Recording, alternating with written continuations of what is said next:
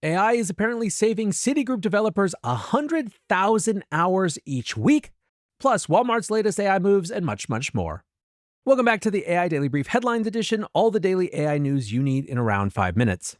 Since we have so many of these MIT-style studies claiming no positive results from AI floating around, we're going to start a new little corner on the show called the ROI Spotlight, where we highlight companies that are making announcements about how much actual tangible value they're getting from AI in the here and now.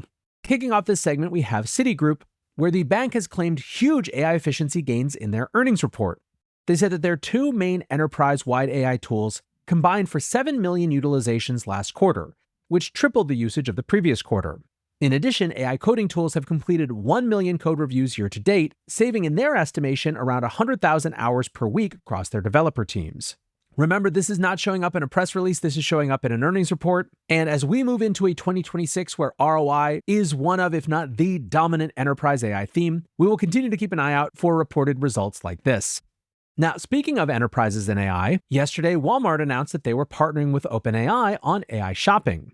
A couple of weeks ago, we heard about ChatGPT's new checkout features, and Walmart now joins as the biggest partner to take advantage of them.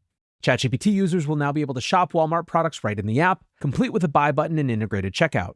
Daniel Denker, Walmart's executive VP of AI product and design, said, "We view this as an opportunity to deliver convenience in a way that meets customers where they are."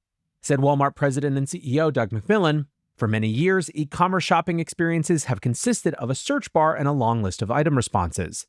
This is about to change. There is a native AI experience coming that is multimodal, personalized, and contextual. We're running towards that more enjoyable and convenient future with Sparky, and through partnerships, including this important step with OpenAI." Sparky, by the way, is part of Walmart's super agent strategy, where they reorganized dozens, if not hundreds, of sub-agents into 4 main agents. If you're interested in that, go check out the episode Walmart Blast Past Agent Experimentation. You can find it on YouTube or your podcast channels. It came out at the end of July. We talk frequently on this show about the difference between efficiency AI and opportunity AI. Efficiency AI is, of course, using AI to do the things that you do now faster, better, cheaper. Opportunity AI is about new experiences and opportunities that simply weren't possible before. And while it may seem small, what's interesting to me about this partnership between Walmart and OpenAI is that it nudges more in that direction of opportunity AI and fundamentally new types of consumer experiences than just doing the old stuff cheaper. Another big partnership with OpenAI yesterday came from Salesforce. Salesforce CEO Mark Benioff tweeted, "Salesforce and OpenAI partnership unleashed. New AgentForce 360 apps now live in ChatGPT. Query CRM, build Tableau dashboards, analyze conversations, even close deals with AgentForce Commerce. Trusted data and seamless workflows plus the world's best AI equals unstoppable enterprise power." Now, we talked on Tuesday's show all about Salesforce's attempt to turn themselves into an AI context platform. But what was interesting about this announcement yesterday is how much it did not move Wall Street, at least not in the direction that you would have expected. Over the past month, we've seen Oracle, AMD, and Broadcom all see big pops from their announced OpenAI deals. We also saw Coursera, HubSpot, Figma, and Bookings.com also all have huge pops when they were mentioned on stage at OpenAI Dev Day. And yet, following the announcement, Salesforce stock was down 3.6%, its worst day in over a month. So, does this mean that the OpenAI magic is fading and markets no longer care about big AI announcements? Not necessarily. Salesforce has had a number of tough years, with earnings growth slowing way down across that period. This year's growth forecast is less than 10%, which is below other leading tech companies and way down from the 25% plus that they maintained for over a decade until 2023. As a smaller sub-story, Salesforce also announced on Tuesday that they would not be paying a ransomware demand that could impact customer data, so that could also be a part of what's driving the drawdown. Still, you better believe as people look for signs of an AI bubble bursting, a stock tumbling on the announcement of an OpenAI deal is raising some eyebrows. Back over in news that the market likes, we have the latest in the chip wars, where Intel is preparing to get back into the AI chip market with the release of a new GPU next year.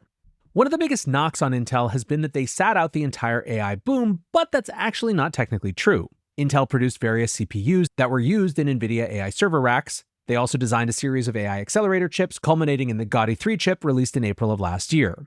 That said, the Gaudi chips never captured any meaningful market share. The new chip is codenamed Crescent Island and is expected to be ready for customer testing in the second half of 2026.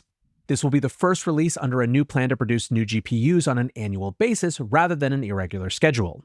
During July's earnings call, CEO Lip-Bu Tan said that the company's focus would be on efficient AI chips for serving low-cost inference. In a statement for this announcement, CTO Sachin Katti confirmed that plan, commenting, AI is shifting from static training to real-time everywhere inference driven by agentic AI. Scaling these complex workloads requires heterogeneous systems that match the right silicon to the right task, powered by an open software stack. He added that Intel's new chip will, quote, provide the efficient headroom customers need and more value as token volumes surge. Remains to be seen whether Intel can actually accomplish this, but there is a lot of merit to their focus on cheap inference rather than training. Then again, there's no shortage of companies designing their own GPUs, TPUs, and ASICs for efficient inference, so exactly where Intel fits into all of this remains to be seen. Lastly today, Oracle announced plans to deploy 50,000 AMD GPUs as the blockbuster AI infrastructure deals continue.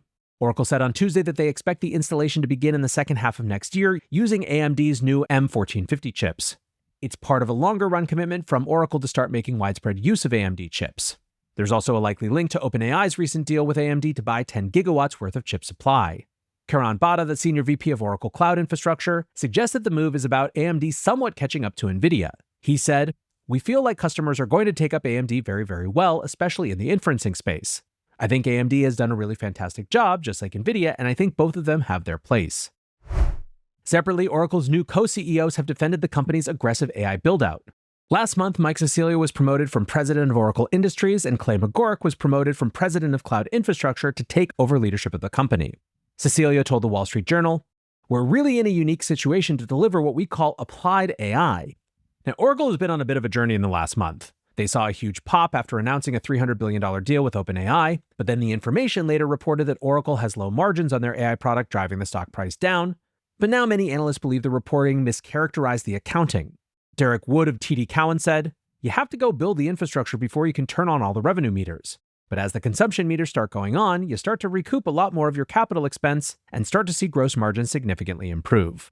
Still, the stock remains 0.8% down off its recent high, and in that context, the new co-CEOs will make their case to investors at an investor day on Thursday. If there is anything interesting there, we will of course report on it, but for now, that's going to do it for today's AI Daily Brief Headlines edition. Next up, the main episode.